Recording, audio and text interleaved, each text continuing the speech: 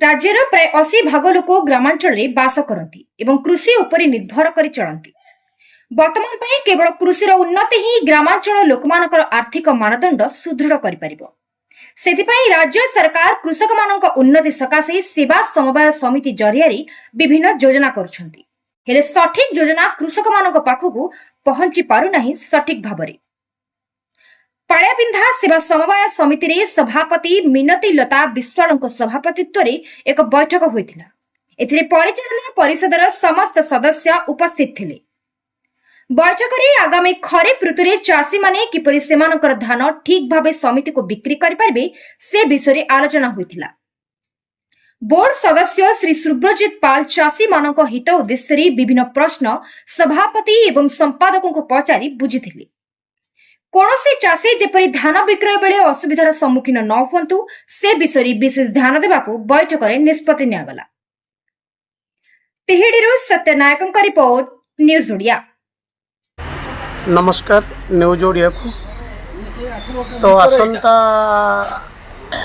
आमर जो खरीफ ऋतु रे जो धान चाष कृषक भाई माने करिवे सेति आमर 24 तारिख दिन जे कि आमर बोर्ड सभापति मिनती लता दास नेतृत्व रे एवं महेश प्रसाद दास नेतृत्व रे आमर बोर्ड मेंबर माने बसी बैठक होइतिला।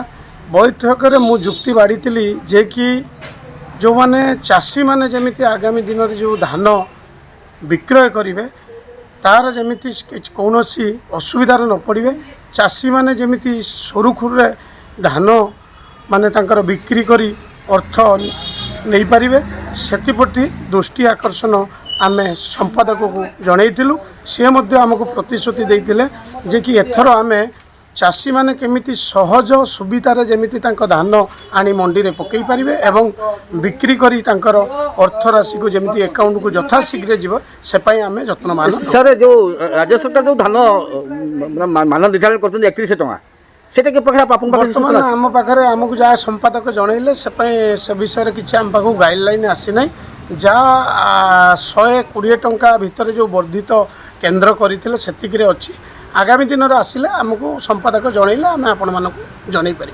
धन्यवाद।